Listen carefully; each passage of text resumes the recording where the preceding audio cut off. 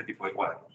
Entonces, vamos a aclarar los puntos para para que en el momento que ustedes estén frente a este tipo de casos, lo hagan realmente bien. El siguiente, por favor. Muy bien. Entonces, si hablamos de infección de tracto urinario, se divide básicamente en dos. Infección de tracto urinario baja, que es cistitis y la vía urinaria inferior, es decir, estamos hablando de letra, y la infección urinaria alta, que básicamente es la infección del riñón con el sistema urinario superior, o sea, ureteres. La sintomatología básicamente varía, por eso es que se divide, y también varía algunas veces el tratamiento, porque hay antibióticos que su principal mecanismo de acción es el tejido urinario inferior, y pasan por el tejido urinario superior como de pasada, por decirlo así, pero no tienen mecanismo de acción ahí. Entonces, eso nosotros tenemos que tener en cuenta, pero tenemos que tener claro frente, estamos a una ITU real, baja o alta, para poder nosotros iniciar el proceso. Todo el proceso precioso, pues el cultivo no lo tenemos inmediato. Cuando son patologías que se pueden cultivar, en este caso siempre se cultiva. Y después de esto nosotros tenemos que hacer una terapia dirigida, así que tenemos un cultivo positivo con un antibiograma. La patogenia, básicamente, la cistitis es bastante frecuente en el sexo femenino, mujeres, por básicamente anatomía, es decir, las enterobacterias, que son parte de la flora, que se pueden encontrar en la región anal, perianal, pueden llegar de una manera fácil al meato uretral. Y en el meato uretral, que también pueden estar colonizando, pueden introducirse hacia la mucosa y hacer infección urinaria. Por eso es muy frecuente en las mujeres, y en varones es bastante raro, a menos que haya una patología de base subyacente que predispone. Por ejemplo, los cálculos urinarios, por ejemplo, algunas lesiones anatómicas de nacimiento, como la presencia de valvas uretrales, que eso se mira más en la pediátrica, algunos tumores, como cáncer de vejiga, asociados a consumo de tabaco, y sobre todo, en pacientes mayores de 65 años, pacientes con enfermedad prostática, sea hiperplasia, hipertrofia, o sea, hasta el mismo cáncer, predispone. Entonces, la cistitis aguda simple, sin complicaciones, es más del grupo del género femenino. Nosotros vemos una cistitis en varones, es porque hay algo que lo está provocando, hay algo que está haciendo de que se produzca, porque la anatomía simple, el alejamiento del meato uretral de la región anal en varones, es como que lo defiende de que se contamine, como pasa en las mujeres. Entonces, eso es básicamente la patogenia de cómo se producen las infecciones urinarias. También hay excepciones, sobre todo en enfermedades críticas o en enfermos graves, donde hay bacteriemia.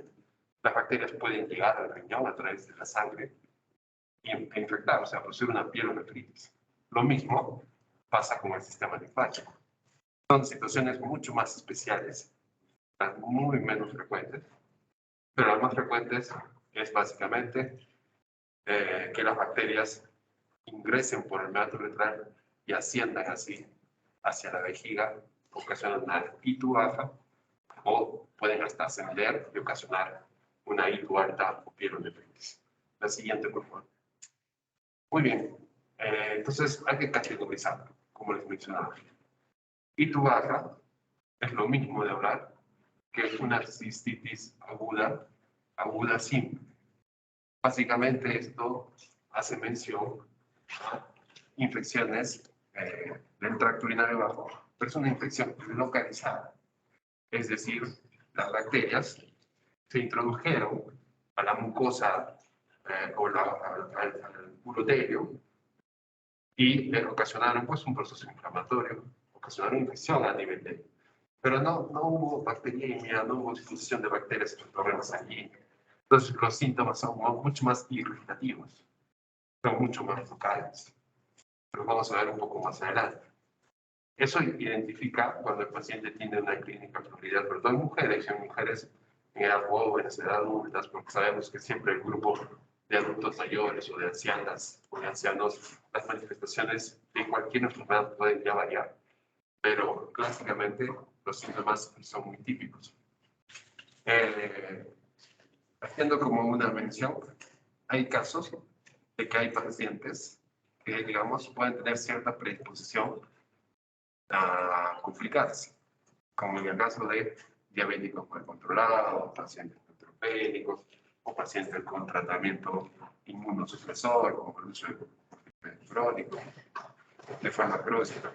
Pero este grupo de pacientes, si presenta una sintomatología de ISPA, sigue siendo una cistitis aguda simple, pero hay que individualizar cada caso en el sentido de que tengo un paciente que se me puede complicar, es decir, de una cistitis aguda simple se puede pasar a una ITU alta o se puede pasar a una infección generalizada, o sea, a una sepsis y mayor aún a un shock séptico. Entonces, hay que analizar. Si es cierto, los estudios que existen todos de ITU baja o cistitis aguda han sido hechos en poblaciones mujeres y sin comorbilidades. Todos los estudios. Más no han estudiado en estas poblaciones que pueden estar como en el área gris o en el limbo. Diabéticos mal controlados, como les mencionaba, inmunosuprimidos por cualquier motivo, por cualquier causa.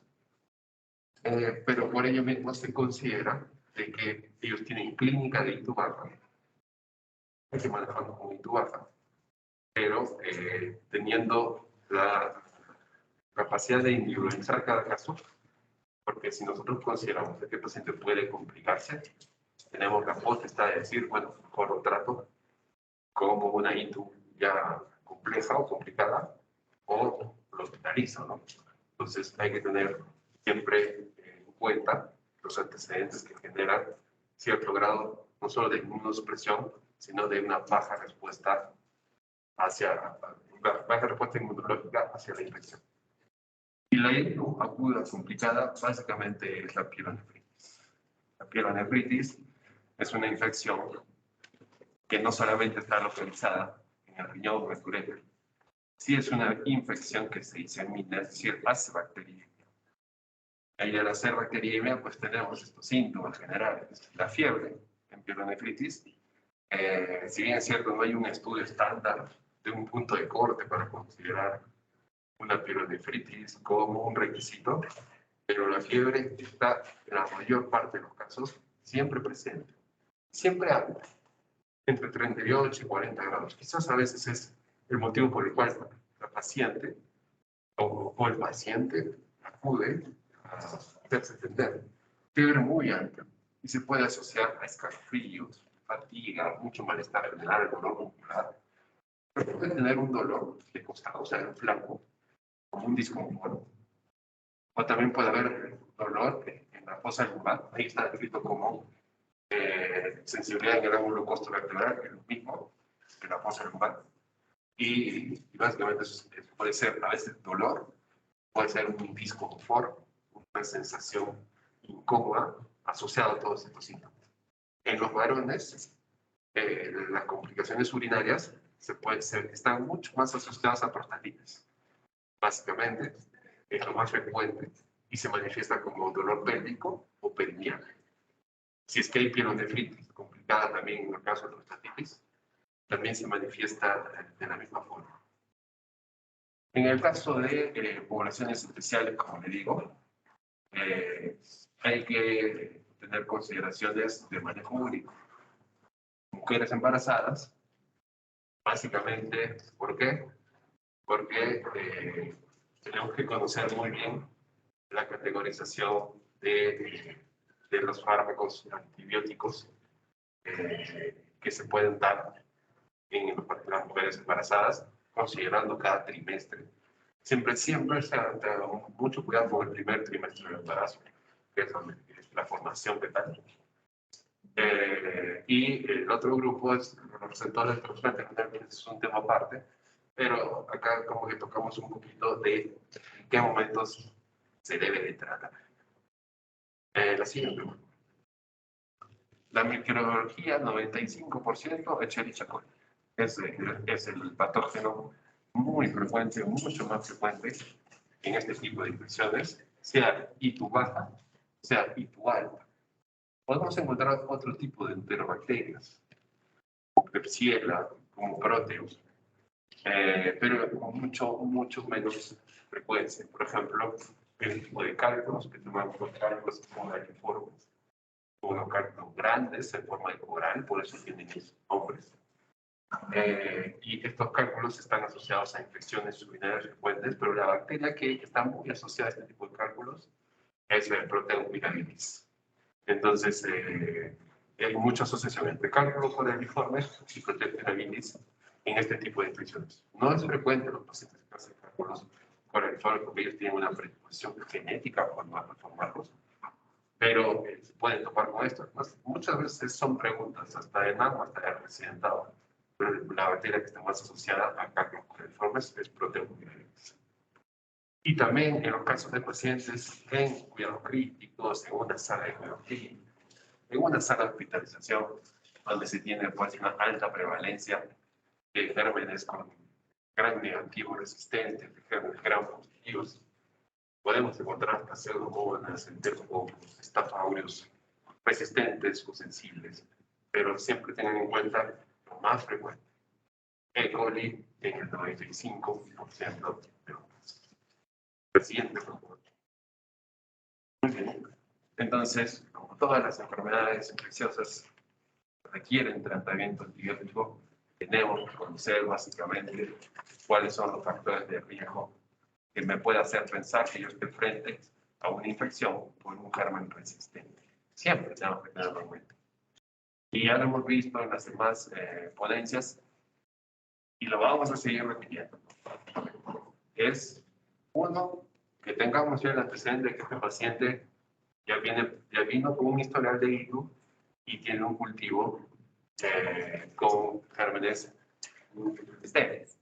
Para ustedes identificar un germen de hablar multiresistente, tienen que ver su antibiograma y tienen que ver la sensibilidad. Y básicamente ustedes eligen 3 familias, es decir, digamos, familia beta-lactámicos, familia de aminoglucósidos y familia de fluoroquinoladas, y de cada familia uno por lo menos sea resistente, estamos hablando de un germen multiresistente. ¿Ya? 3 antibióticos de 3 familias diferentes, según el urocultivo y el antibiograma. Eso les habla que están frente a un germen multiresistente. La estancia hospitalaria, ya saben, los pacientes con estancia hospitalaria prolongada es un factor de riesgo por siempre la exposición no solamente microbiana que pueden tener, sino por el uso indiscriminado que todavía existe en los hospitales o por el uso no bien seleccionado de los antibióticos. Es decir, empezamos de lo más potente, en vez de empezar según los criterios del espectro un poco más estrecho. Claro que dependiendo del grado de enfermedad. Siempre les he dicho y siempre lo voy a decir, divida en enfermedad grave y en una enfermedad grave. ¿Cuál es la palabra clave para identificar? Sepsis. Sepsis es la enfermedad grave. Y si no está en sepsis, pues nosotros podemos manejar con calma en base a un tratamiento empírico o cobertura un poco más estrecha. No vamos a ir de frente a un carbapenem en estos casos. No se ve muchas veces, pero espero que ustedes, en su práctica clínica, cuando ustedes ya sean médicos, lo puedan hacer. Siempre los pacientes que vienen de hogares de ancianos o centros de cuidados que existen, que hay aquí en Arequipa, hay particulares, hay que pagan las beneficencias, llegan muchas veces a nosotros, también hay que considerar como factor de riesgo. Y ahí dice centro de atención aguda a largo plazo. Básicamente, como digo, las guías, nosotros usamos mucho guías, basamos en base a evidencia americana por la calidad de sus estudios, que la mayoría, porque también tienen calidad baja algunos, la mayoría son de buena calidad, moderado de muy buena calidad. Latinoamérica, hay zonas donde se hacen estudios, que creo que se encuentran en México y Colombia, pero nosotros, Perú, estamos bastante bajos en estudios de investigación, en la universidad que más lo hace proyectado, pero nosotros en el nivel Perú tenemos muy poca cultura de investigación, muy poca cultura de publicación. Por eso que nosotros tenemos que basarnos en literatura de otros países, pero ahí sí, con eso les digo, nos estamos pasando, estamos guiando, pero tenemos que extrapolarlo a nuestra realidad. Es decir, si es que aquí dice pero aquí dice, pero tu población es una población americana, una población estadounidense, donde no te venden antibióticos en Centroamérica, es diferente. Entonces, eso hay que tener siempre en cuenta. Centros de atención aguda a largo plazo, en nuestro caso, en las zonas de emergencias. Es que un paciente entra por emergencia y si es que se queda hospitalizado, pues no cumple el criterio de 48 a 72 horas y se tiene que hospitalizar, es que no se resuelve el problema. No, se quedan 2 semanas, 3 semanas, hasta un mes, hasta que se llega a conseguir una cama y ese paciente pueda ser hospitalizado en el área que le corresponde, ¿no? O en el servicio que le corresponde que maneja salas de hospitalización. Entonces, eso también hay que tener en cuenta. El uso de una fluoroquinolona, del cotrimoxazol, de beta-lactam de amplio espectro, es decir, de la tercera generación, sobre todo, previo por alguna otra patología infecciosa, también ya nos hace pensar. Y acá sí va a ser bastante repetitivo. La fluoroquinolona en nuestro país, o sea, ciprofloxacina, para ser mucho más específico, desde que apareció como un antibiótico muy novedoso, muy bueno, muy tolerado, con una cobertura excelente. Ya, la verdad, el título de excelente es porque cubre pseudomonas. Empezó a usarse de una manera, y se sigue usando de una manera, pero totalmente indiscriminada. Hemos llegado a un punto, el último estudio que tenemos, que es en el año 2012, o sea, hace 10 años, mostraba un 90% de resistencia de la E. coli, o el ciprofloxacino, en la I2 baja. Con eso, ¿qué les estoy diciendo? Básicamente, es para la I2 baja en general, a menos que sea un paciente de novo, que no reúne ninguno de estos requisitos, digamos una mujer de 20 años, primera vez que va a un hospital, primera vez que toma antibióticos, ni siquiera cuando estuvo va, que es muy raro encontrar eso, ya que hay una accesibilidad muy fácil a los antibióticos a través de las farmacias. Ahí pueden considerar lo que probablemente se hace. Pero mi consejo es no usen ciprofloxacino cuando estén frente a una ITUA. Bueno, van a ver las descripciones, pero también ellos, o sea, para parte de Estados Unidos, parte del hemisferio norte, también ya tienen una resistencia considerada a ciprofloxacina. Entonces, para ITU baja, y esta recomendación puede ser que sea solo mía, es una evidencia tipo G, les aseguro que no va a fallar. Realmente tenemos mucha resistencia a de E. coli, a ciprofloxacino, frente a la ITU baja, o sea, las cistitis. A la ITU alta, quizás sigue siendo igual de resistente, pero quizás tenemos un poquito más de alternativas de tratamiento. Entonces, y que las vamos a ver pues más adelante. Ahí ponemos un punto donde dice viajar a partes del mundo con altas tasas de organismos multiresistentes. Si es que ellos hablan de altas tasas de organismos multiresistentes, es porque tienen un mapa epidemiológico, es decir, ellos sí estudian sus cultivos y hacen básicamente qué porcentaje de Inicia coli son resistentes o de gram negativos son resistentes frente a una infección urinaria. Pero sí se dan cuenta, pero ¿qué relación tiene, doctor, si no es una infección que se contagia, ¿no? Realmente, ¿no?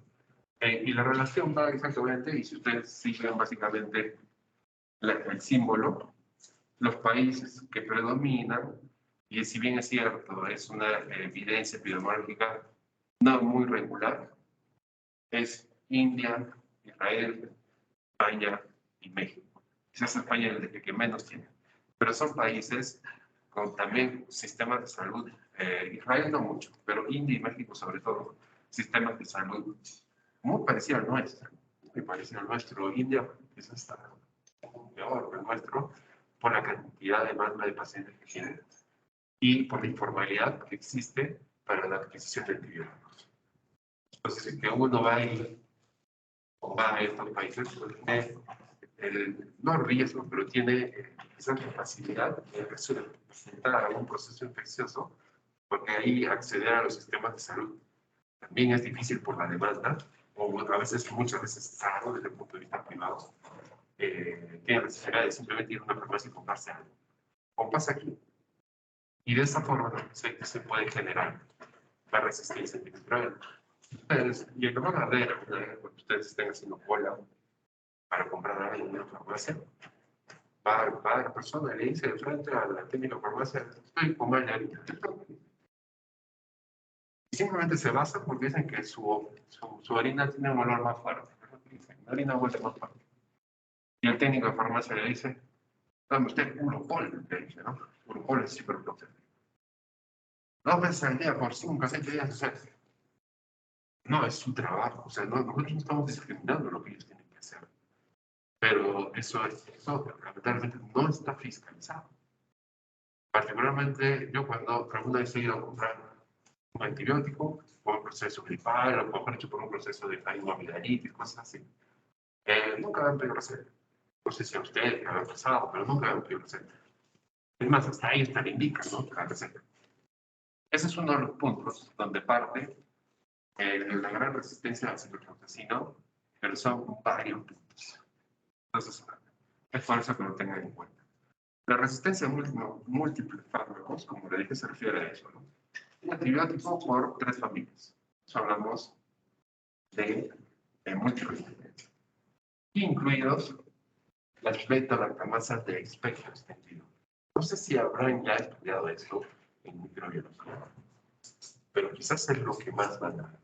Les voy a explicar de una forma sumida, no tengo un cuadro de eso, pero sí lo tiene. Porque básicamente en los beta-lactámicos es lo principal que tenemos en antibióticos, es la familia principal de nosotros. Entonces, si estamos hablando de beta-lactamasas, estamos hablando de familia beta-lactámicos.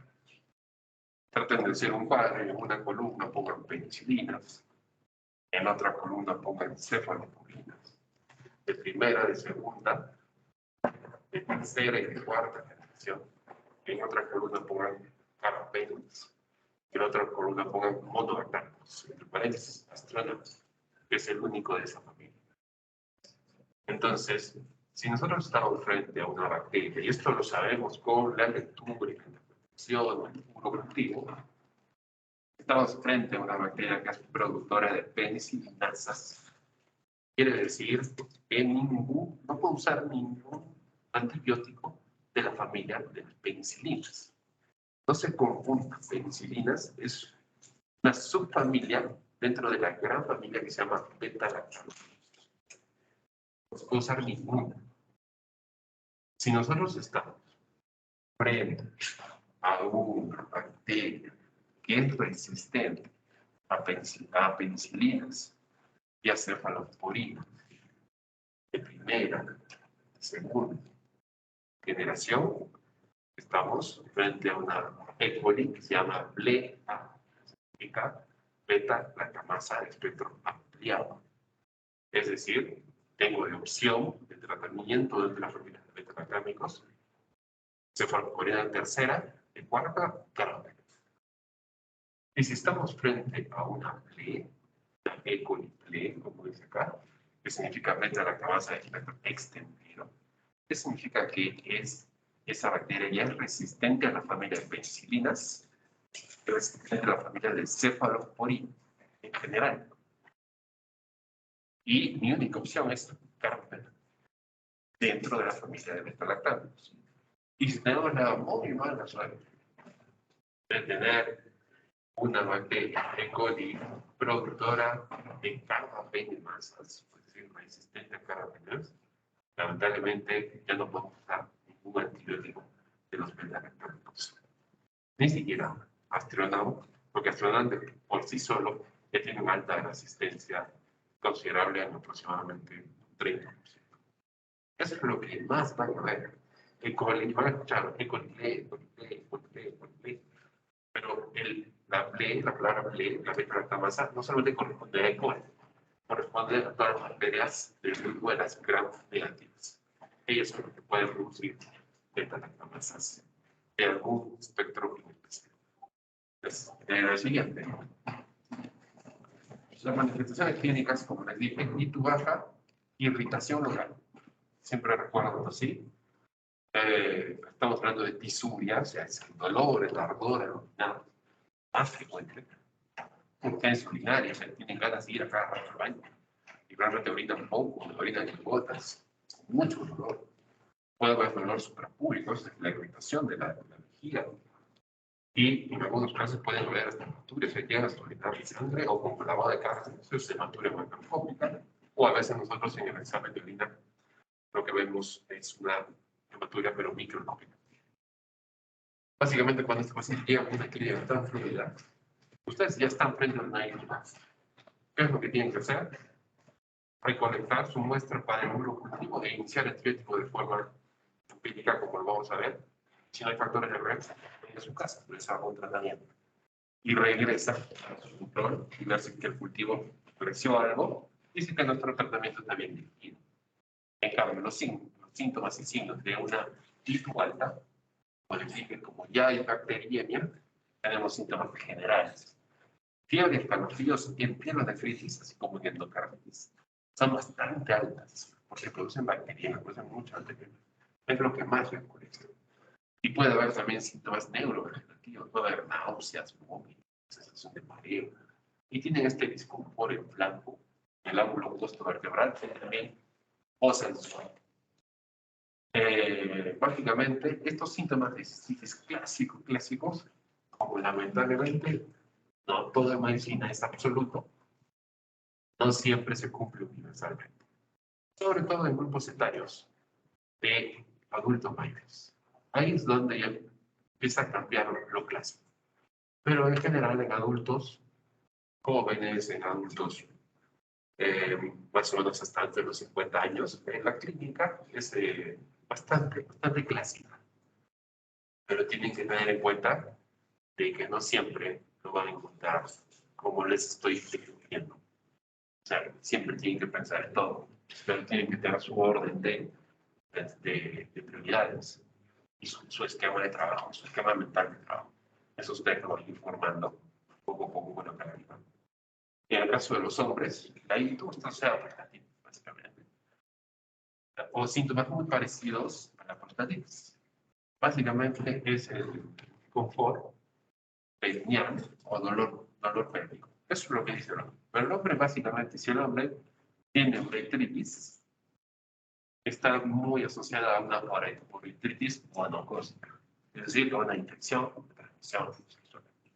Yo la he visto un par de veces, básicamente es típica. El paciente se me arde, tú lo examinas, te dices que básicamente es que examinarlo así, desnudo, y básicamente es como que trata de, no sé, como que apretar el pene y sale una gota de luz. Básicamente sale una gota de luz. Si ustedes ven eso, no tengan. Es una uretritis monocócica. El tratamiento es bastante fácil de aplicar. Realmente es menos de 250 miligramos la dosis única, seguro. Pero como no tenemos esa presentación, pues a veces tengo que darle un gramo. Pero que para más o menos aprendan a cuidarse, yo se los indico en gramo regular. Bueno, y aprendan realmente, ¿no? Pero tienen que reducir. Esto suena como un paréntesis aparte. Pero cuando el hombre se uretritis, es decir, disuria, está muy asociada, si es que ha tenido relaciones sexuales de riesgo, es decir, sin protección, a tener esta uretritis monocócica. Pero en general, cuando el hombre presenta síntomas de infección urinaria, está asociado a los mismos síntomas de la prostatitis. Es decir, disconfort en la zona perineal y pélvico. Los pacientes ancianos, debilitados, postrados, con enfermedades crónicas avanzadas. Lo que pueden presentar, y por lo que lo trae la familia básicamente, es lo sentí caliente, no come, doctor. Por eso no, lo sentí caliente, no come. Está más dormido. Por eso no come. Pero ahí van los síntomas clásicos.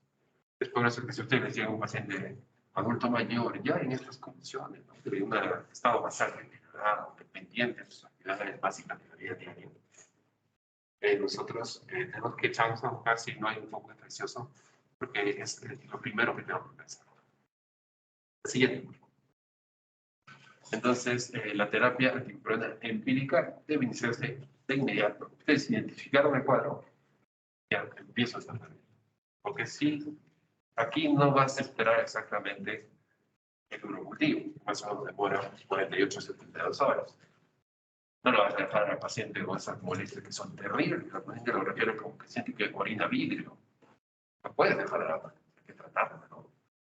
Teniendo siempre en cuenta los factores de resistencia que lo hemos tocado, y si se dan cuenta son los mismos siempre. Incluido el uso de antibióticos previos, que lamentablemente nosotros, si vemos a una paciente con ITU, esta paciente ya se automedicó antes. La mayoría lo van a ver. Con todos los hombres está en la farmacia. Toma esto en la farmacia. Por eso ustedes tienen que preguntar. Y los resultados de cultivo, una vez que salgan, pues nosotros ahí ajustamos básicamente también. Es decir, si empezamos nosotros de una forma empírica un poco potente y nos salió sensible, pues tenemos que descalar, dirigir. Hay mucho miedo en nuestro medio al descalamiento. Porque no, ya está viendo bien con cierta persona. ¿Cómo le voy a cambiar a una nitrofurantoína? Entonces les da mucho miedo. Cuando es lo que se debe hacer. En el caso de que haya anomalías del sistema urinario, estamos hablando de presencia de cálculos, presencia de válvulas, prospetismo, tumores, tienen que ser tratados de manera conjunta con el neurólogo o el cirujano, neurólogo o neurólogo, porque no sirve de nada el antibiótico si no estamos tratando realmente lo que está ocasionando las infecciones a repetición. Siguiente. Cistitis aguda simple, y entre paréntesis pongo en mujeres, porque ahí es donde se presenta, en mujeres. Nosotros estamos hablando de una cistitis en hombres, hay algo que estudiar. Algo no va bien. En cambio, en mujeres pueden tener edad normal de su anatomía, de su urotelio, de su mucosa, y pueden hacer una cistitis. Básicamente, por el riesgo que tienen por su anatomía.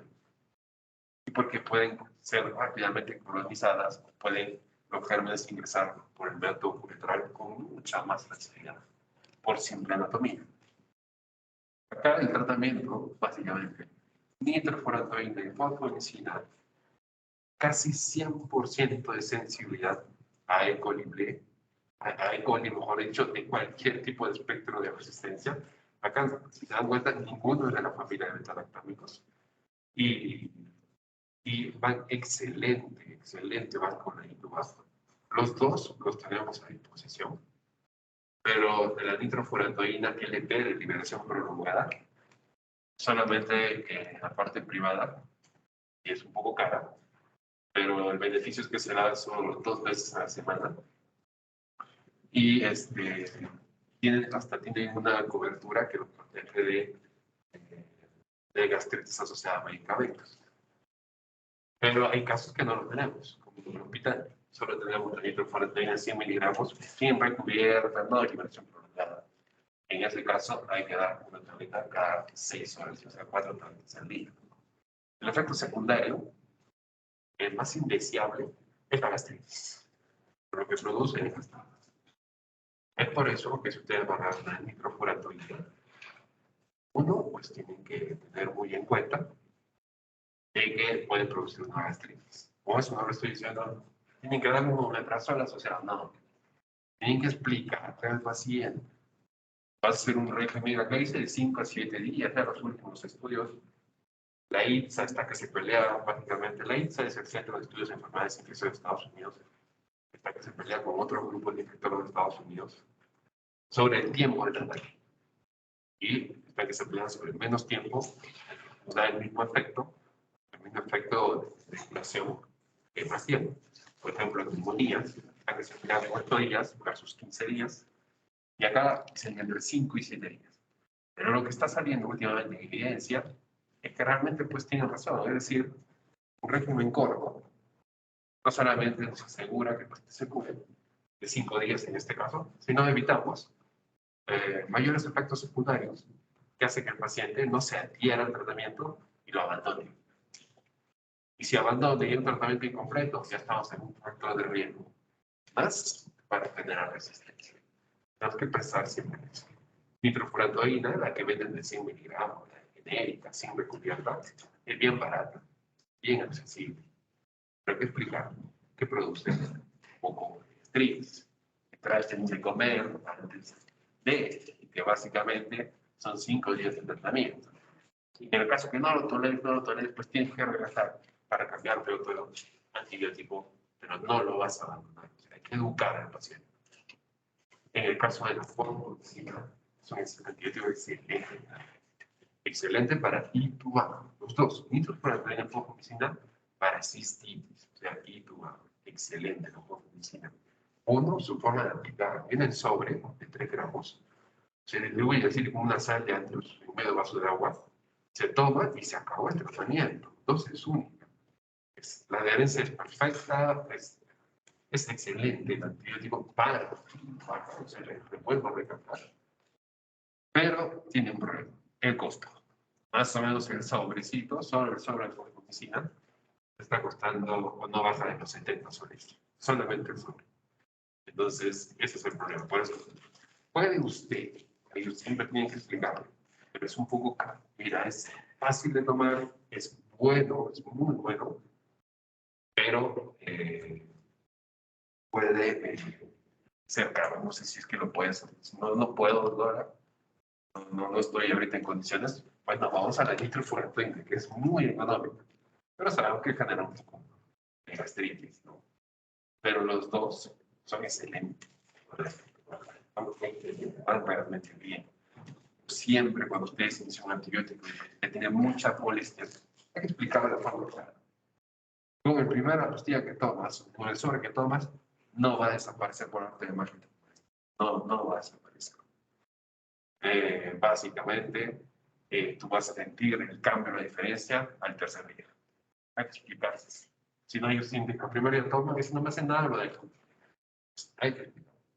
Algunas veces, y no está acá en las guías, esto más es de la práctica clínica de nuestro medio, lo asociamos, o el paciente mismo hasta se funda, es un antibiótico con poco efecto de la bactericida, un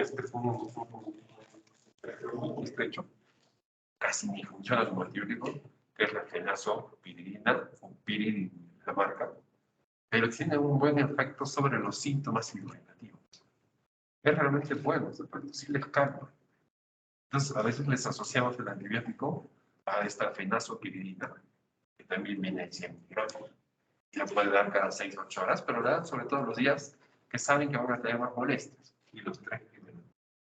Pero hay que aclararle que la fenazopiridina ocasiona orinas anaranjadas, para que el paciente no se asuste.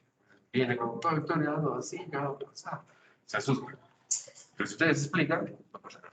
Entonces, disminuye bastante estos síntomas irritativos locales, mientras el antibiótico empieza a hacer su efecto de matar la bacteria y eliminar la infección. Estos dos antibióticos siempre tenganlos en cuenta. Existen otras opciones, claro que sí. Trimethoprim, sulfamethoxazol, es una opción, también es una opción, también es válida, tiene mayor grado de resistencia. Lo que son los reyes aquí para seguir bajar en nuestro medio es nitrofurantoína y fosfomicina. Y los tenemos felizmente. Uno más accesible que otro, uno más difícil de tomar que otro y otro mucho más fácil, pero lo tenemos. Y el cotrimoxazol sí lo tenemos, ¿no? Y también es cómodo para el paciente. Básicamente la dosis 160 de trimethoprim, 800 de sulfamethoxazol.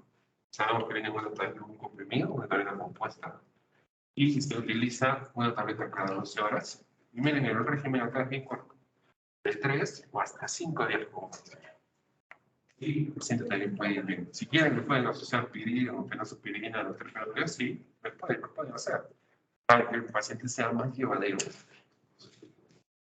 La siguiente, por favor. Y en este caso yo digo, pucha, este paciente lo estoy viendo en mi consulta, o lo estoy viendo en una consulta de hospital, o lo estoy viendo en un tópico de emergencia. ¿Lo hospitalizo o no lo hospitalizo? Entonces, tengo que tener esa individualidad de poder básicamente saber si este paciente tiene riesgo de complicarse. Y si su criterio, y si esto es parte del criterio médico. Si bien es cierto, acá te dicen, mira, acá te doy unos datitos, ¿no? Fiebre muy alta que no puede controlarse, alguna enfermedad crónica por ahí que lo puede debilitar. A veces están tan debilitados, con muchas náuseas, porque cuando hay pielonefritis, ¿sí? No comen, no se hidratan. O sea, mejor hospitalizarlo. Te da una guía, te da una ruta. Pero cuando usted está enfrente al paciente, va a decir, bueno, que me dijo el doctor Eduardo, no hay nada acá. Yo no lo veo bien. Si tu criterio médico dice hospitalizar, hospitalízalo. O sea, no dudes. Tú ahí estás tomando la decisión.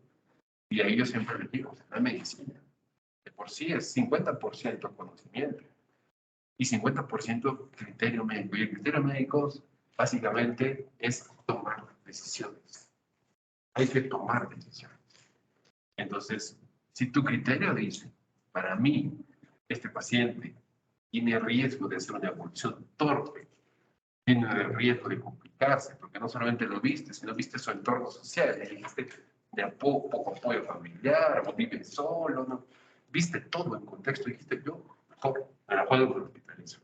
Por más que venga otro día un colega y diga, ¿por qué hospitalizaba esto? Sí, eso te dicen, ¿no? Ustedes tienen que responder con toda la seguridad del mundo, porque mi criterio me decía que yo quería hospitalizar. Punto. Entonces tienen que defender su posición, porque por eso, no sé, están realmente preparando tanto para que llegue un punto donde, pues, entre comillas, se dejen pisar el poncho porque tomaron alguna decisión, ¿no? Al contrario, la tomaron. Hay gente que es fácil, no toma ninguna decisión y simplemente espera que venga el cambio de turno para dejárselo a su compañero.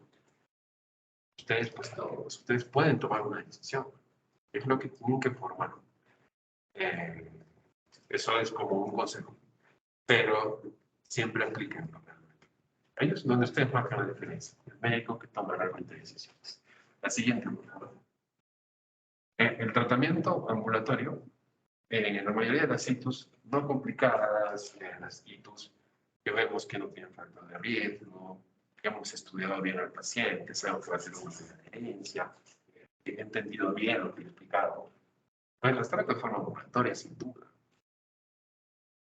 Básicamente es inicio del tratamiento y regresas a tu control entre 3 y 5 días para mirar tu cultivo. Si tú ves notas que al tercer día no hay ninguna mejoría, pues vienes al tercer día. Si te sientes bastante bien, ya vienes al quinto, hasta el quinto ya tienes opción. Pero vienes. No me importa, ya no sacas cita, me esperas al final, pero yo te veo tu cultivo. Te dirijo el tratamiento.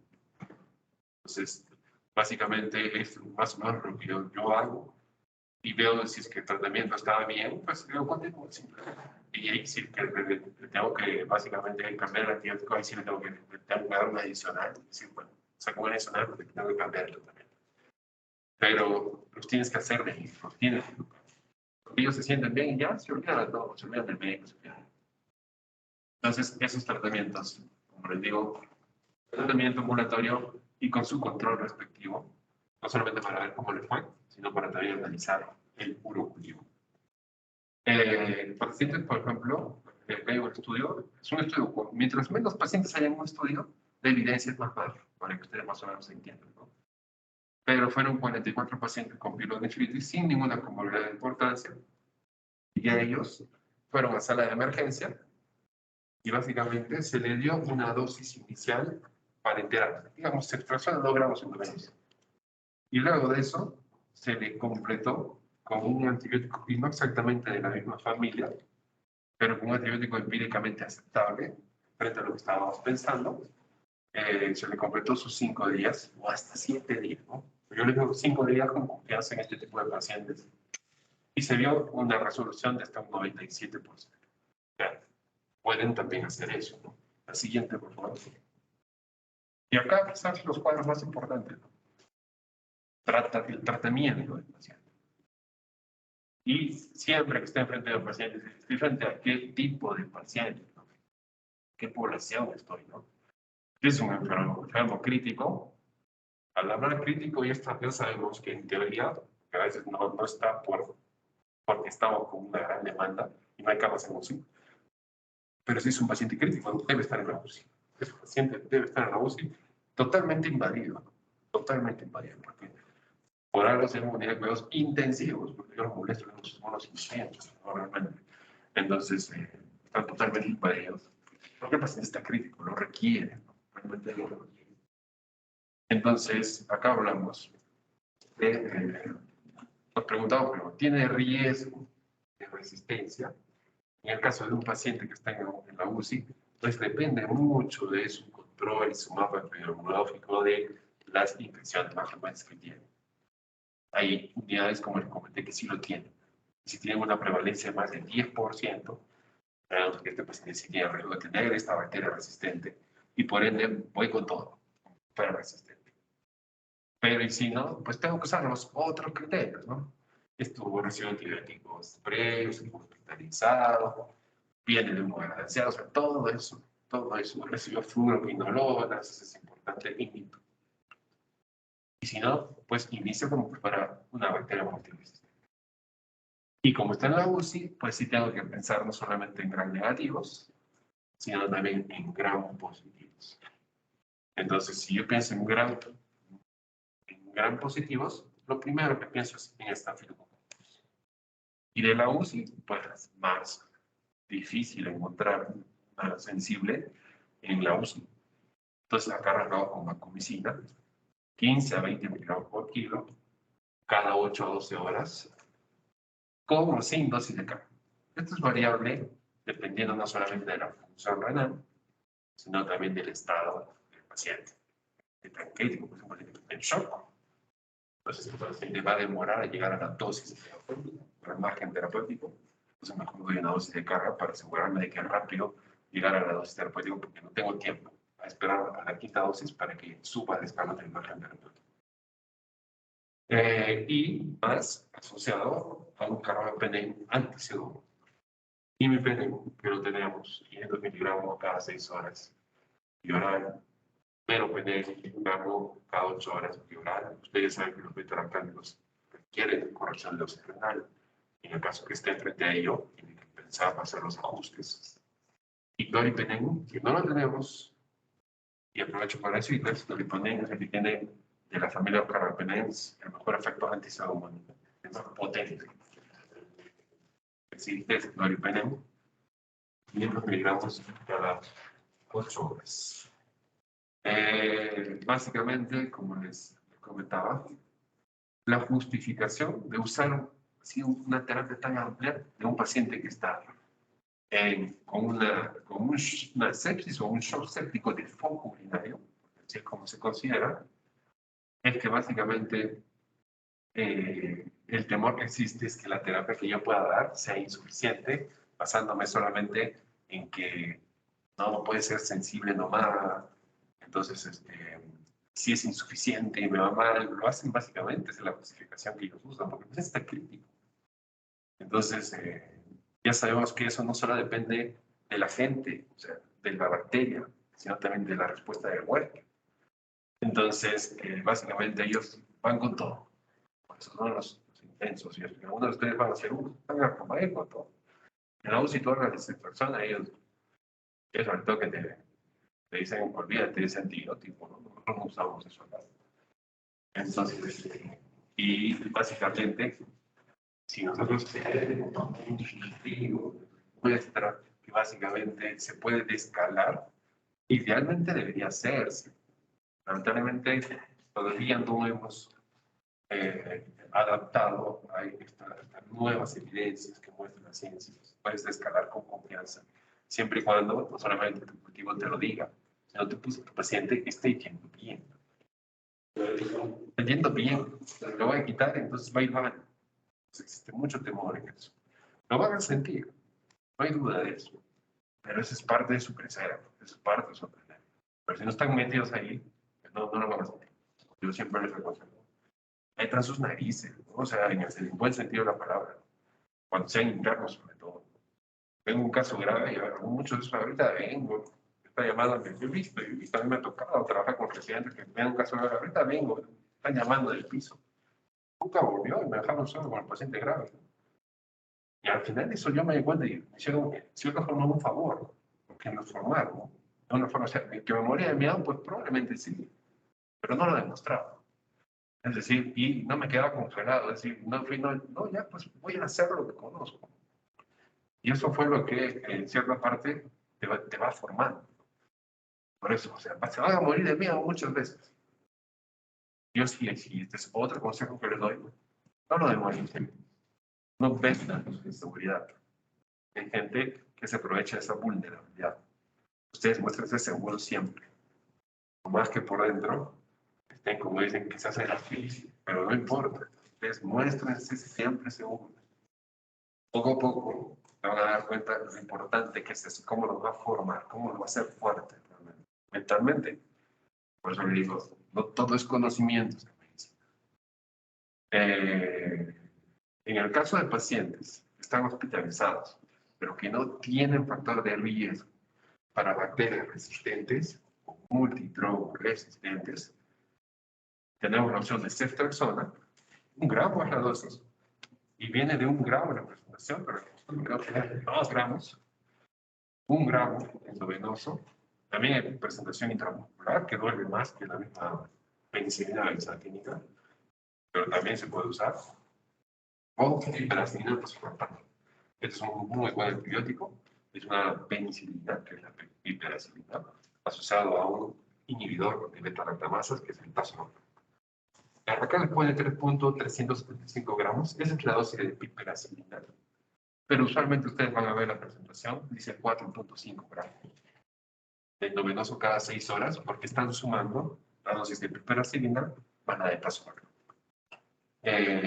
Es muy bueno. Lo tenemos, felizmente. Alternativas en pacientes hospitalizados sin riesgo de multidrogoresistencia. Y sí están aquí quinolonas aquí. Pero lamentablemente encontrar esos pacientes en nuestro medio es bien difícil, ¿verdad? Bien difícil sin que tengan exposiciones que hayan podido generar multidrogoresistencia. Acá lo mencionan porque ellos lo tienen mucho, o sea, tienen su grado de resistencia, pero no lo tienen tan elevado como el nuestro. Porque ellos sí tienen una farmacología mejor controlada, una mejor venta de antibióticos mejor controlada. Pero se puede usar leofloxacino, que es un antibiótico bueno y que desde ya les digo, cuídenlo, porque este antibiótico sí no tiene mucha resistencia. Aquí no pueden cuídenla. Hay presentación endovenosa, no la tenemos, solo tenemos representación oral en el hospital, pero existe. 750 miligramos vía oral al día, es lo cómodo también, que se da 1 vez al día.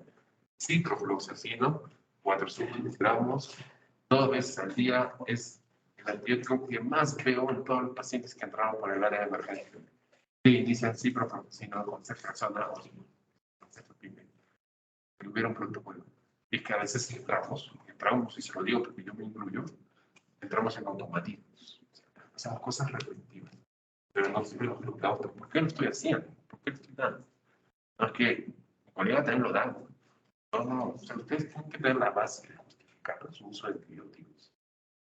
Entonces, acá otra vez recalco, los pacientes que tienen la certeza de que no ha habido algún riesgo, que en nuestro medio somos muy pocos, de generar resistencia, pueden usar quinolonas. Sí, también pueden usar. Pero también tengan en cuenta su alta tasa de resistencia. Y leofloxacino, si les digo, cuídenla.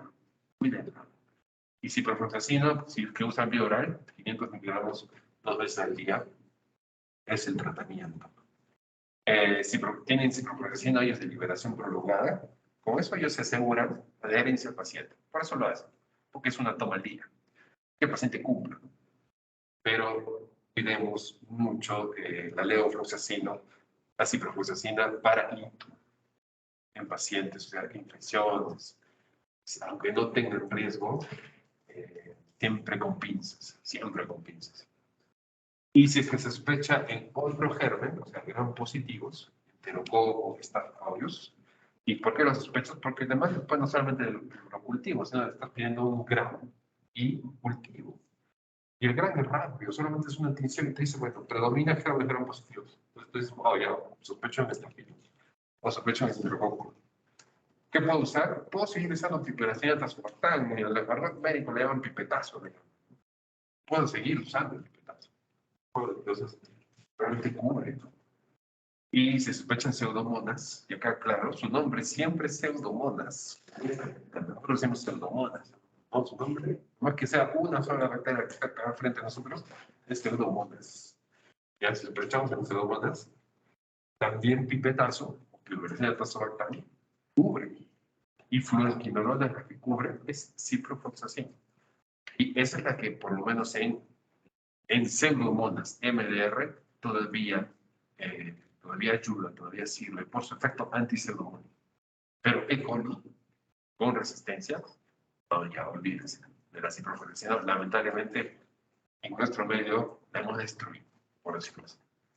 Y en pacientes que están hospitalizados y que sí tienen factores de riesgo de multidrogo-resistencia, pero que no están en la UCI, o sea, que están, digamos, hospitalizados en medicina interna, podemos erradicar piperacina tazobactam 4.5 gramos cada 6 horas, asociado a un carbapenem anticelular.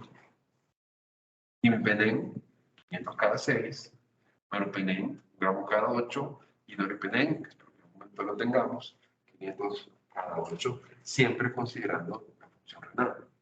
Y si se sospecha en BRE es por el caso es enterococo resistente a vancomicina o MARSA, que ya sabemos que es el Staph aureus resistente a oxacilina, porque la meticilina es un antibiótico usado en Estados Unidos y de ahí nació el nombre MARSA, pero nosotros nunca tuvimos meticilina.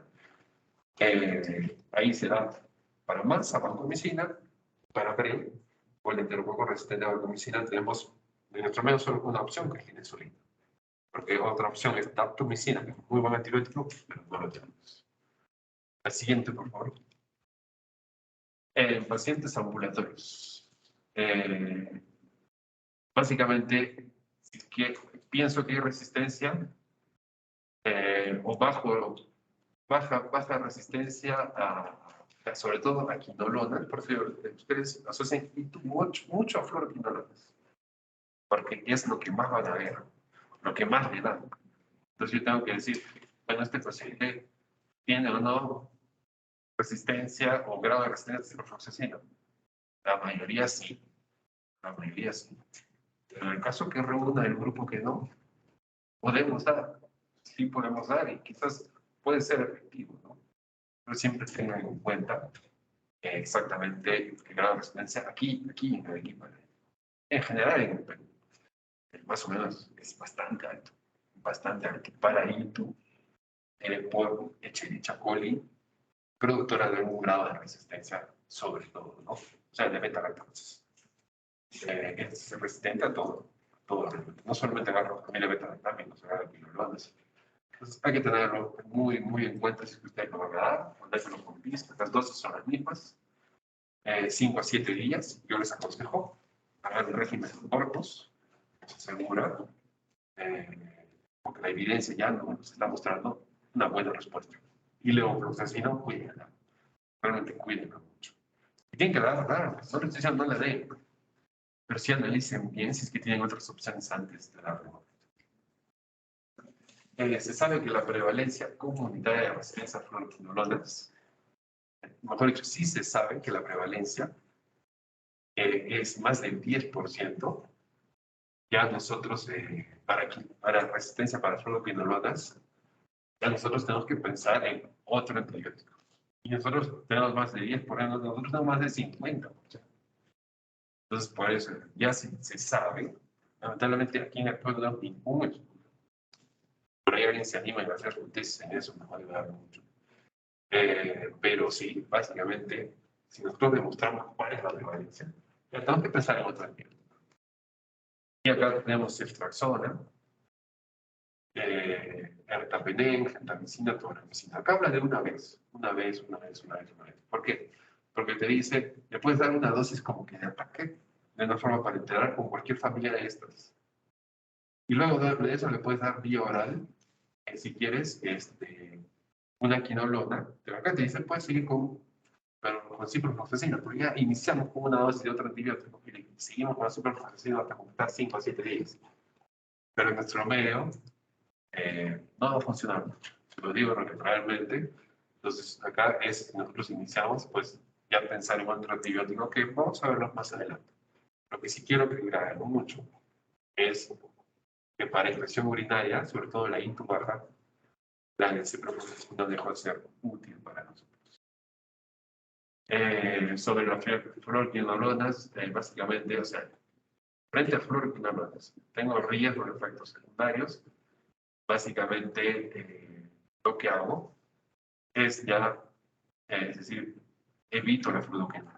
Por algún efecto secundario que quiero evitar, ya no solamente por resistencia, por algún efecto secundario ya documentado. Y se puede aplicar una dosis de arranque parenteral, intramuscular o endovenoso. Dosis, y de ahí le pasan a vía oral completa. Así ustedes están cambiando de diferentes familias, pero lo pueden hacer. Se trasladan a ertapenem. Ahorita les voy a hablar de ertapenem, gentamicina, tovaramicina no lo tenemos, gentamicina sí lo tenemos. Pueden considerar la ototoxicidad de la gentamicina siempre. Y luego de eso, usamos un fármaco bioral. Cotrimoxazol, de 7 a 10 días. Aquí por ahora están manteniendo los ciclos prolongados de tratamiento, de 7 a 10 días. Tabulántico, entre 10 y 14 días. Por ahora, hasta ahora en nuestro medio, buena respuesta a amoxiclavulánico. Es decir, para hacer estos cambios, pacientes que pueden recibir vía oral normal. Cefoxitima y Celtimir, se los dejo para que lo vean, no los tenemos, todos son cefalosporina de tercera generación. Y cefadroxilo, sí lo tenemos, 1 gramo vía oral 2 veces al día durante 10 a 14 días.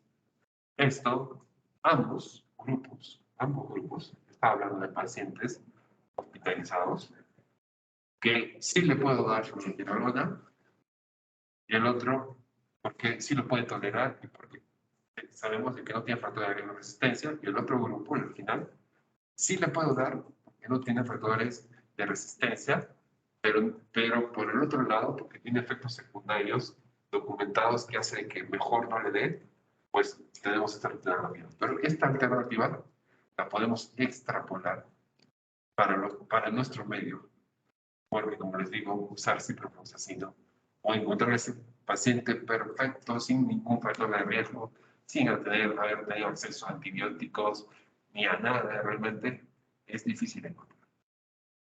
En pacientes ambulatorios que tienen enfermedad sistémica, por ejemplo diabetes, o están en riesgo de una enfermedad más grave, preferimos continuar con la agente parenteral. Es decir, ahí sí que ustedes analicen y ven al paciente y dicen, no, yo no veo medio debilitado, no tiene su diabetes controlada, su presión no está controlada, no es un paciente controlado, mejor continúo con la vía parenteral. Continúo, no le paso bien, continúo con la vía parenteral, por lo menos hasta que tenga el cultivo. Y de ahí ya lo dirijo de una forma mucho más subjetiva. Siguiente, por favor.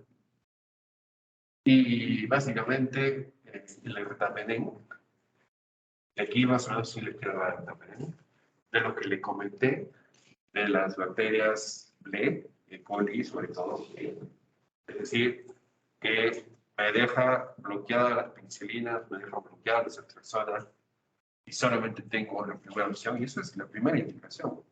Estoy frente a una E. coli BLE, una gran alternativa productora de beta-lactamasa espectro extendido BLE. Mi primera opción a usar es la familia de beta-carbapenems. Es la primera opción. Y en el caso de E. coli BLE, la primera opción de la familia de los carbapenems es ertapenem. ¿Y por qué es ertapenem? Porque ertapenem no cubre pseudomonas. Y al no cubrir pseudomonas, no vamos a hacer esta selección selectiva de elegir cepas para aumentar la resistencia a carbapenems. Es por eso que lo ideal es ertapenem. Pero lo irónico de todo es que no tiene cobertura pseudomónica, pero es muchísimo más caro que meropenem y imipenem. Y para nosotros poderlos usar en el hospital, necesitamos documentar la aprobación por el infectólogo para que nos dé el ertapenem. Pero es mejor que meropenem y imipenem. No, no es mejor, porque no cubre pseudomonas, pero nos ayuda muchísimo en estos casos. Una ITU complicada por E. coli. Es excelente, es lo mejor que tenemos. Y es de uso hospitalario en nuestro medio. En Estados Unidos puedes dar una dosis de ataque y luego de eso dan bioral. Y se puede ir, o a veces le pueden dar porque, para que el paciente, porque ellos tienen unidades de tratamientos ambulatorios, es decir, como es cada 24 horas en el retapenem, el paciente viene a las 10 de la mañana, recibe su retapenem y se va. Aquí más o menos existe, básicamente, eso pero se maneja como una unidad inyectable, pero tiene que tener orden, eso es mucho papeleo, todavía no está bien. Pero eso ayuda a poderlo seguir. Pero aquí nosotros vamos a tener que el paciente se lleve 5 dosis para 5 días, además se nos lo bloquea. Entonces solamente sale por autorización de infectología y para pacientes hospitalizados. Pero digo, muchas cosas se tienen que acomodar a nuestra unidad. La siguiente, por favor. Si es que no hay factores de riesgo para la infección con un organismo radioactivo muy resistente, pacientes, como les dije, hospitalizados, aquí estamos más o menos repitiendo el cuadro para más o menos entenderlo otra vez. Si no hay factores de riesgo, ceftriaxona o pipetazo. Y las fluoroquinolonas, si no hay factor de riesgo, pero conozcan que basta con que en nuestra unidad o nuestro medio sea más del 10% resistente, ya no debe usarse, dicen. Por si nuestro medio, estoy segurísimo que sobrepasa. No tenemos un estudio, el último estudio que desde el 2012, porque Cayetano de Lima, 80% resistente. Entonces, con ciprofloxacino. Levofloxacino aún sigue siendo un muy buen antibiótico, con un buen espectro, con baja resistencia, pero por eso cuídenlo mucho. Realmente cuídenlo mucho en nuestro medio. Básicamente estamos bastante restringidos, porque es una de las terapias alternativas frente a tuberculosis, MDR o XDR. Entonces, como que lo reservan para esos casos. Y como lo tenemos, endémica de tuberculosis, pues más que todo lo cuidamos, sobre todo por eso. El siguiente, por favor. Si es que al menos tenemos un factor de riesgo, los mencionados, para organismos gram negativos, a estos fármacos, como les mencioné, pipetazo se puede seguir usando. Con clase de pipetazo, siempre pensar en un carbapenem, en este caso antipseudomónico, aunque ya estoy pensando en multidrogresistencia. Si se dan cuenta, aquí no está ertapenem. ¿Por qué? Porque no tiene efecto antipseudomónico. Básicamente está imipenem, meropenem, doripenem, bueno, no lo tenemos. Esa es la dosis, 506 imipenem y meropenem, gramos cada uno. Y si se sospechan, estos son casos muy exclusivos, y sobre todo de pacientes de la UCI, en gram positivos, enterococo marsa, marsa vancomicina y enterococo linezolid, que lo tenemos, y tengan en cuenta la daptomicina, porque espero que se los bajos en algún momento. Y siempre hay que seguir los objetivos, seguirlos. A veces, más o menos entre el 40 y 60% de las infecciones urinarias, un 40% salen con objetivos negativos. Entonces, igual hay que hacer el seguimiento y asiste recibiendo antibiótico, pues hay que volver a pedir. Hay que volver a pedir. A veces no, ya no podemos pedir porque ya echaron antibióticos. No, ese es un mito realmente. Se puede volver a usar. La siguiente, por favor. Entonces, el problema de las fluoroquinolonas, como les digo, en infección del tracto urinario, sobre todo baja, alta tasa de resistencia. Recuérdenlo siempre, por favor.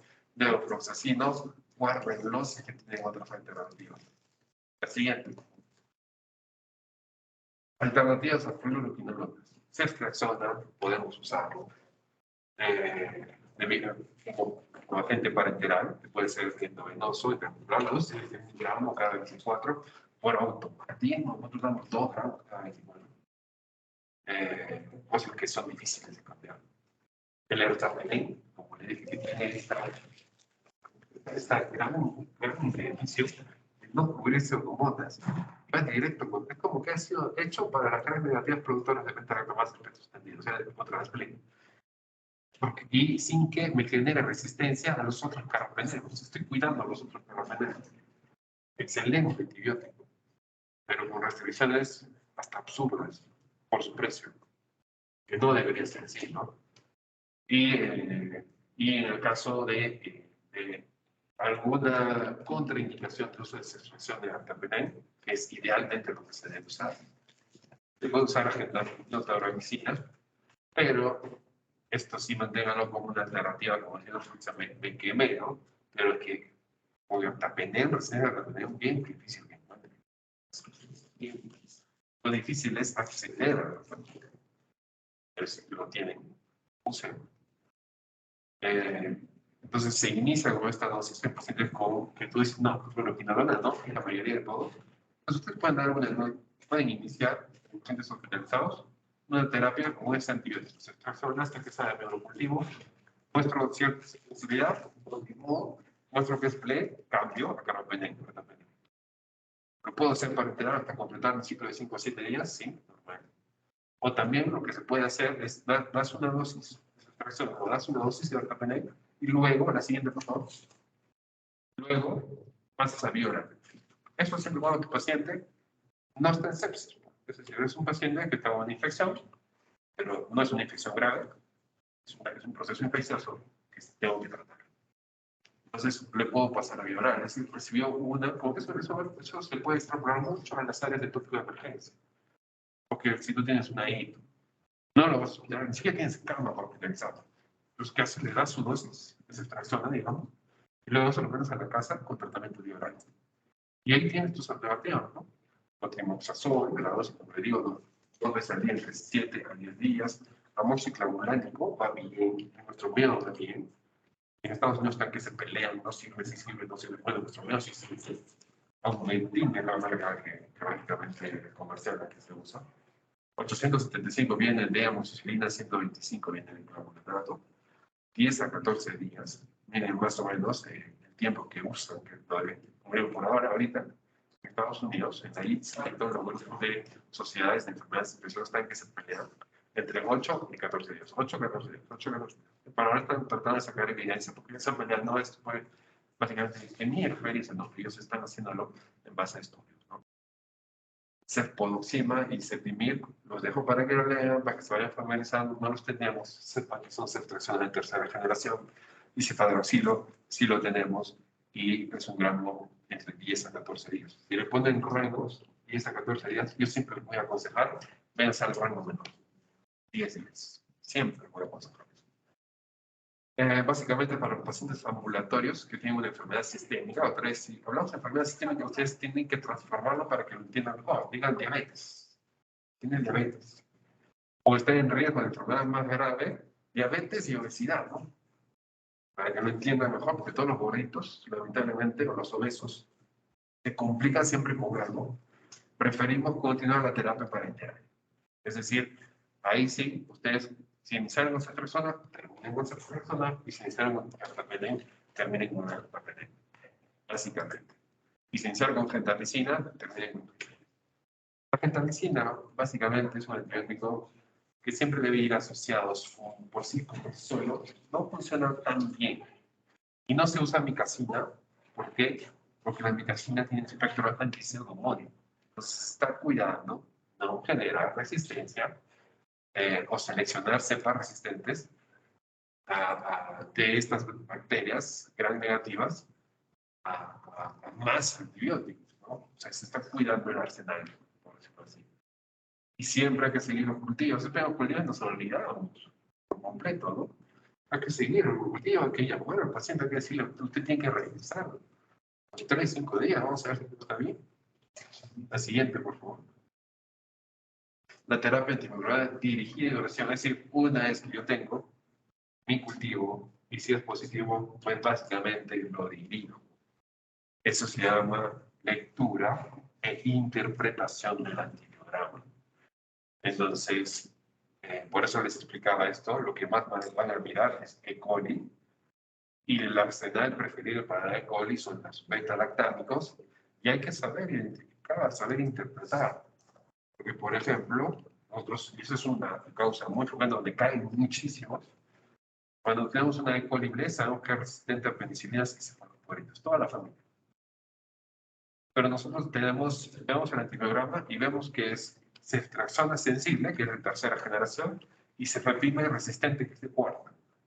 Entonces yo digo, mira, le puedo dar ceftriaxona, porque es sensible. No, pues, ¿por qué?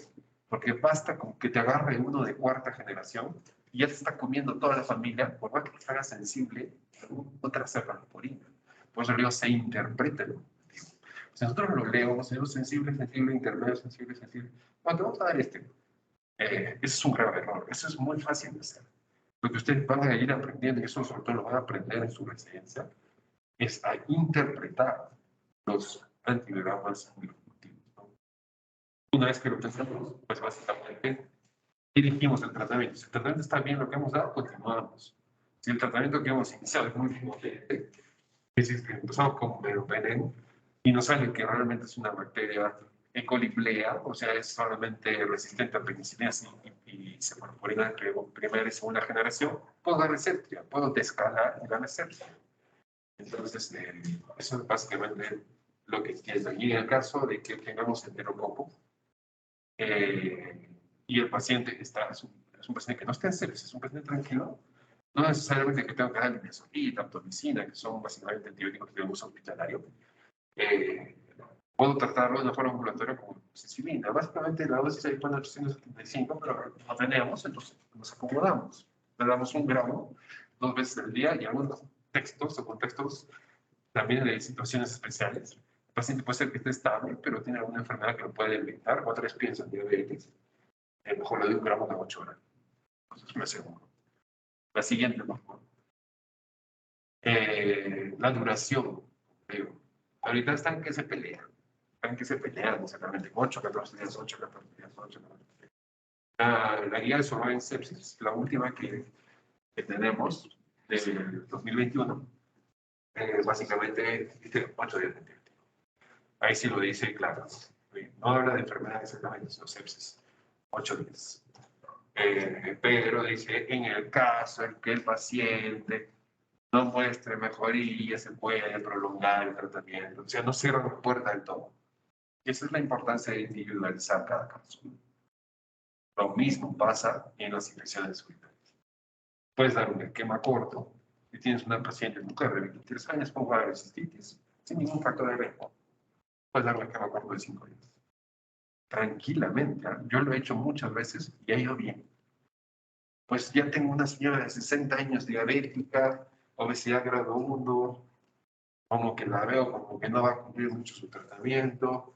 Entonces, si es así, también tengo que asegurar el esquema más corto posible. Educarla lo más que se pueda. Pero a la vez, si veo un paciente que es, yo, para mí, mi criterio, aparte de lo que yo aprendí, leí y sé que se me puede complicar, pues entonces le doy más tiempo. Le daré 7 días. 8 días, ya, como dice la guía de Surviving Sepsis. Pero exactamente estamos en un momento de transición donde menos es mejor. Así que eso sí tiene que meterse en la cabeza. Entonces van a encontrar terapias de indicaciones donde el paciente sin mentir tiene 15 medicamentos, de los cuales solo necesita 5. Que nadie se atreve a suspender. No solo hablo de antibióticos en general. Mientras menos, mejor. Sin duda. La siguiente, por favor. Las anomalías subyacentes, ¿cómo abordarlas? Pues básicamente con las especialidades que nos van a ayudar, ¿no? Hay que considerar básicamente, estos son casos especiales, la terapia antimicrobiana debe considerarse manejar la posibilidad de que si va mal, hay obstrucción urinaria o algo que me está ocasionando que el paciente no vaya bien. Y ahí ustedes básicamente otra vez tienen que centrarse y poner su ejemplo. Ya, mi paciente de 70 años que tiene su próstata grande. ¿Qué tienen que pensar? Más o menos. Entonces, ya, ¿qué pasa aquí? ¿Qué alteración tiene? ¿Tiene vejiga neurogénica o neurogénica? Es un diabético de la garganta. Esa vejiga ya no vacía de todo, la orina se queda ahí, se acumula y rápido replica. Ya es el paciente que usa sonda vesical de forma permanente. La mayor causa de sonda vesical de uso permanente es la próstata en nuestro medio. No todos tienen acceso a operarse realmente. Es lamentable. Tubos de nefrostomías entran por aquí, los tubos percutáneos. Se utiliza en algunos cánceres, que, por ejemplo, cáncer de cuello uterino, crecen tanto que toman los uréteros. Lo único que te queda es colocar unos tubos en el pelo irregular, sale la orina por aquí en bolsas. Y así se tienen que ir a su casa, y así viven hasta que fallecen. Stents uretrales, eso es cuando los pacientes tienen estrecheces uretrales. A veces nacen así, a veces es secundario a algo. Entonces hay que usar stent, pero al ser un stent estamos utilizando un dispositivo que no hay en el organismo, entonces hay riesgo. Entonces, básicamente hay que considerar siempre todo ello. Estas son situaciones especiales para, en algún caso, pues tenga que tratarse el problema subyacente, porque el antibiótico no va a ser suficiente. En el caso de pacientes que usan sonda vesical permanente, que es lo que más van a ver, si el paciente hace cuadro de infección urinaria, el tratamiento es el cambio de sonda vesical, nada más. No se da antibiótico, a menos que esté en sepsis. Luego se pagarían bien pacientes de enfermedad infecciosa grave, sepsis, o enfermedad infecciosa no grave, localizada. ¿Cuál es el tratamiento? Le cambio la sonda. ¿Cada cuánto se cambia la sonda en un paciente que usa sonda permanente? Cada 15 días. Entonces, básicamente eso es lo que tienen que saber. Y eso le van a preguntar, doctor, ¿cuándo me toca mi cambio de sonda? ¿Qué le digo? Ahora ya saben, cada 15 días. Y se puede hacer antes en el caso de que aparezca signos de que se infectó. Entonces, la haces antes. Claro. En su salud van a colocar un montón de sondas. Y solos, ¿eh? Ahí están solos, totalmente solos. La siguiente, por favor. Seguimiento, como les digo, hay que citarlos, 48 a 72 horas, para ver el cultivo y para ver la respuesta. Usualmente entre 48 y 72 horas, nosotros ya vemos una respuesta clínica que puede ser favorable, estacionaria o desfavorable. Pues necesitamos verlos. Y necesitamos ver el cultivo para dirigir bien nuestro antibiótico o saber si ya nuestra terapia empírica estuvo muy bien direccionada y simplemente continuar y decir, muy bien, a este día usted ya suspende el tratamiento, ustedes ya pautan el tiempo de tratamiento. 5, 7 días, ya saben, individualizando bien cada paciente. El siguiente, por favor. El muestreo de orina, esto le agregué porque sí quiero que lo aprendan. Acá es donde fallamos mucho, las orinas se contaminan, se están tratando infecciones urinarias que no son, y con esto estamos generando mucho más resistencia. Acá básicamente lo que mencionaba es que ustedes van a un laboratorio, le van a decir, tráigame usted la primera orina de la mañana y todo lo demás. Bueno, pues realmente cualquier orina de cualquier momento del día. O sea, si nosotros entra un paciente al hospital por emergencia a las 8 de la noche con sospecha de una sepsis de foco urinario, ¿puedo esperar a la mañana siguiente para hacerle una muestra? No. Entonces, en base a esos estudios, versus lo que hicieron sus muestras de orina de la mañana, pues no hubo realmente diferencias. La importancia es de la buena toma de muestras, la buena reserva y el procesamiento rápido. Entonces, eso es lo importante. También se habla de situaciones, y eso es situaciones siempre y cuando se pueda, ¿no? Porque a veces sí, son estudios de rutina, que lo están haciendo de forma ambulatoria, y ahí sí el laboratorio pues solo funciona en las mañanas, y pues tienes que llevar tu muestra en la mañana, pues no te queda otra. Entonces te dicen ahí, te haces una higiene antes, porque hay que explicar bien, pues, ¿no? O sea, acá básicamente la higiene es agua y jabón, nada más.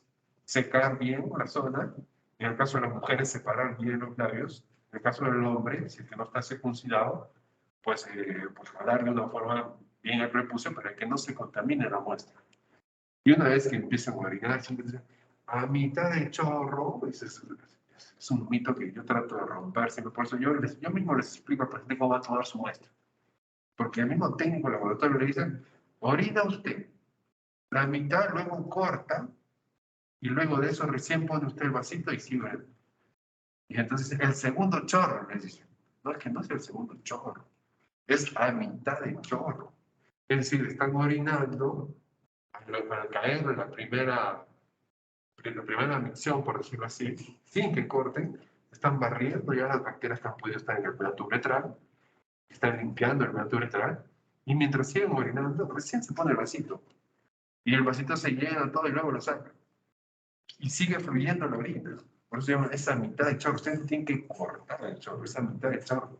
Y luego de eso, pues lo cierran bien, lo ponen en una bolsa y así hay que llevarlo al laboratorio. Acá también mencionan que a veces hay que poner como que hielo para que las bacterias, no, si hay bacterias no se reproduzcan rápido. Pero también se ha visto que el frío altera los niveles de linfocitos en orina.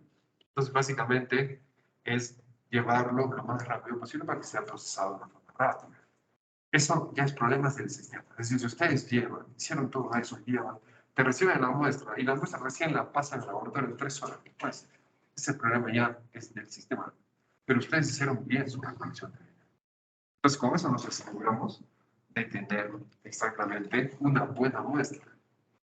Les van a llegar pacientes donde ustedes van a mirar más de 100 leucocitos, bacterias abundantes. Entonces, wow, lo miras y tienes, antes de decir, oh, qué infección tan fuerte tienes, si tú dices eso, ya lo condicionaste al paciente, lo que más te con esa frase. Tú tienes que decir ahí, una vez que digas, ahí recién, otra vez viene tu interrogatorio o tu reinterrogatorio. Es decir, ¿tiene alguna molestia usted de frente? No, no. Entonces, bueno, vamos a ver síntomas sistémicos, sensación de calentura, escalofríos. No tengo ninguna molestia. No den antibióticos ahí. Si tienen dudas, bueno, se las va a volver a buscar su muestra. Pero lo va a hacer así, por favor. Y ustedes le explican. El técnico le va a decir esto, ¿eh? Segundo, no le hagas caso, por favor, no le hagas caso. Hazme caso a lo que yo te estoy diciendo. Y yo lo he hecho varias veces y sí, pues, realmente era una muestra contaminada, porque después salió limpiecita la orina. Porque el paciente clínicamente no tenía nada. Entonces, nosotros nos basamos simplemente en el hallazgo laboratorial y no vemos al paciente, vamos a cometer un gran error. Por eso esto se llama unidad clínica laboratorial, unidad clínica imagenológica. Es decir, vemos todo el conjunto. Si queremos, vamos a ver algo de una forma tubulizada, nos vamos a equivocar. Realmente nos vamos a equivocar. El siguiente, por favor. Es más o menos lo que le mencioné, como más o menos se debe tomar. Los laboratorios van a decir siempre en la mañana, pero si es que es en cualquier momento del día, sí. No siempre se puede hacer higiene. Por ejemplo, en el año 2016, segundo año de 2016, estaba en el segundo año de mi residencia y hice apendicitis y fui al hospital. Y bueno, pasas por medicina. Yo, o sea, usualmente yo cuando dice que me enfermo, no soy el que me gusta decir, yo soy médico. Yo voy en calidad de paciente y punto. Pues hago lo que me dicen. Entonces, pasé por medicina, me quedan demasiados. Quiero un examen de sangre, me dan examen de orina para descartar todo lo demás. Entonces ahí pues estás en el hospital y en el baño del hospital, ¿qué vas a hacer higiene antes? No se puede, pues, ¿no? Entonces lo que hice fue recolectar básicamente a mitad de chorro de orina. Es lo que hice, porque yo tenía la esperanza, entre comillas, de por lo menos tener un cálculo, una infección urinaria. Nadie quiere ser operado, ¿no? Entonces, y yo colecté mi muestra, salió limpia, ¿no? Porque la recolecté bien, la procesaron rápido, eso sí te lo reconozco. Eso fue en el hospital. Yo hice mi residencia en casa. Entonces, y luego de eso ya vieron que todo estaba bien, tenía un poco de leucocitosis en el estudio de sangre. Bueno, y me confirmaron y ya me terminaron operando. Pero en esa situación, pues, bueno, para ajustas tienes acceso al baño y cuando no tienes dónde exactamente. Entonces, uno se tiene que ir adaptando, ¿no? Entonces, el hecho de que sea la primera orina en la mañana es exclusividad de absoluto para una buena muestra, no. El hecho de que te hagas una higiene antes, exclusividad y todo para una buena muestra, no. Lo que sí es importante es separar bien el prepucio o los labios y recolectar a mitad de chorro. No corten el segundo chorro, no, a mitad de chorro. Quédense con eso, por favor. Cierran bien su envase, lo ponen en una bolsa y lo llevan. Y cuando estén en la emergencia, mi bolsa te da, ya lo terminas llevando, entregando así, ¿no? La siguiente, por favor. Las tiras reactivas, esto más o menos para que lo conozcan. No lo tenemos mucho, pero algunas clínicas lo manejan. Lo colocan así, tal cual, y lo colocan, lo sumergen en una orina, en un frasco de orina. La siguiente, que debe ser tomada de la misma forma que les explico. Y básicamente lo que hace es detectar la presencia de esterasa leucocitaria, que básicamente es producida por los leucocitos que están ahí acumulados. Y si es que se encuentra, o sea, si es positivo, lo puedes extrapolar a pensar de que ese campo, si es que se haría un estudio del examen completo de orina, tiene más de 10 leucocitos por campo, y esto más o menos tiene una sensibilidad de 75 a 96 y una especificidad alta. Eso es cuando es positivo a la esterasa leucocitaria. Y también tenemos la prueba dentro de la misma materia radioactiva, a la prueba de nitrito.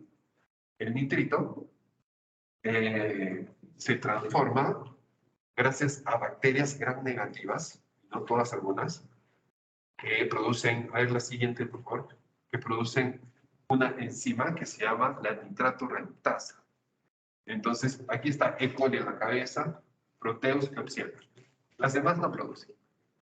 Entonces, producen nitrato reductasa, y si es que están las bacterias presentes ahí en esa muestra de orina, van a transformar de nitrato a nitrito. Entonces, es una forma de decir que hay presencia de bacterias, o sea, bacterias. Pero si es que el paciente no tiene clínica, no tienes nada que tratar. Entonces, por eso usted en algún momento, doctor, tiene reactivo, es positivo, nitrito. Debe usted tratar, ¿por qué molesta bien? No se dejen ustedes manejar por el paciente. Hay pacientes muy demandantes, muy demandantes. Y siempre les voy a aconsejar el control de la situación del momento la tienen ustedes, la deben tener ustedes. La siguiente, por favor. Entonces, en general, y quédense con esta frase, las tiras reactivas para evaluar la esterasa leucocitaria y el nitrito no deben realizarse en pacientes sin ningún síntoma compatible, o sea, no deben pedir por gusto. O sea, si no hay síntoma, por gusto, no, una tirita reactiva por si acaso. No hay por si acaso. ¿No? En este caso no hay por si acaso, porque te va a generar factores confusionales. Porque si tiene una bacteriuria, te va a salir nitrito. Y usted tiene esto, le vamos a dar tratamiento. Dios mío, otra vez, antibiótico necesario y la resistencia que se nos viene como quizás una nueva pandemia. Dios quiera que no sea tan pronto, ¿no? Y básicamente, como digo, la presencia de esterasa denota que hay piuria o leucocituria. Y la presencia de nitrito es bacteriuria. Es lo único que te dice. No te está diciendo hay enfermedad, por si acaso. Hay esto. La siguiente, por favor. La bacteriuria sintomática, que también quiero que la recuerden muchísimo. Es muy común que la orina se contamine. Si se contamina, significa que las bacterias están nadando en la orina. Están nadando en la vejiga, están nadando ahí, hasta replicándose. Pero no están invadiendo la mucosa, no están atravesando epitelios o uroepitelios, o sea, no están ocasionando enfermedad. Eso es una causa, y otra cosa es que la muestra pues es mal tomada y rápido se contaminó con bacterias. Nadie le explicó que era hacia la mitad del chorro, nadie le explicó que tenía que separar los labios, nadie le explicó que tenía que separar el prepucio, y se contaminó rápido la muestra. Entonces, ven su estudio y dice, bacterias abundantes. Si usted tiene una infección, yo he visto muchas veces, no sé, ¿cuál infección? Eso se llama bacteriuria asintomática. Esto no es una infección, realmente, pero como toda regla, tiene su excepción. Quiero que ustedes encuentran esto, otra vez a preguntar. Usted tiene alguna molestia, y claro, además, tienen que preguntar, pero ustedes no van a decir, es una infección, no van a decir eso. Porque el paciente ya hace su gestión allá, ya te dice, usted tiene un, sí, tengo, ya, lo sugestionaron. Entonces, ¿cuál es la excepción a la norma? El siguiente, por favor. ¿Cuándo se trata la bacteria asintomática? 3 escenarios. Embarazadas, ¿por qué? Pueden producir partos prematuros, pueden producir abortos. Pacientes sometidos a procedimientos urológicos en los que se prevé sangrado de las mucosas, es decir, exposición al torrente sanguíneo, que puede generar bacteriemias y infecciones sistémicas graves, como la biopsia de próstata, como la colocación o manejo de estentes ureterales permanentes, colocación de catéter WJ, catéter de nefrostomía, y lo más común, el tratamiento quirúrgico de la hiperplasia prostática benigna, lo más común. Ahí sí se trata. Y el otro, en pacientes que han recibido de forma reciente, les digo, en los últimos 6 meses, un trasplante. Luego de eso, la teoría sistemática no se trata. No se trata. Entonces, a veces el paciente viene, doctor, pero es un montón de bacterias que tengo. Usted tiene que explicarle al paciente. Mira, esto funciona así, así, así. Y otra cosa ya para cerrar la clase, es cuando el paciente viene y te dice, doctor, mi orina huele fuerte, tenía un fuerte olor y todo lo demás. Eso no es un indicativo exactamente de infección urinaria. Para eso ustedes tienen que otra vez repreguntar, porque simplemente puede ser también una bacteria asintomática y la presencia de bacterias puede cambiar un poco el hecho de la orina. El proceso de una orina muy concentrada, porque el paciente estuvo 12 horas trabajando en COVID, cubierto como un astronauta y no pudo tomar agua, pues aumenta el olor, pero el olor viene de la urea, viene del amoníaco. Entonces, básicamente, eso es lo que ustedes tienen que hacer entender a todas las personas. Alguna vez he tenido algún familiar que me ha dicho, mi orina, ¿qué no empezó a orinar? ¿Por qué? Mi orina huele fuerte. Mi orina huele mal. ¿Huele mal o huele fuerte? Como orina más fuerte. No, huele como orina más fuerte. Bueno, entonces, básicamente eso. Esa es la última vez, la siguiente. Bueno, ahí están las referencias, la siguiente también. Entonces, libertad de revisarlas. Muchas gracias.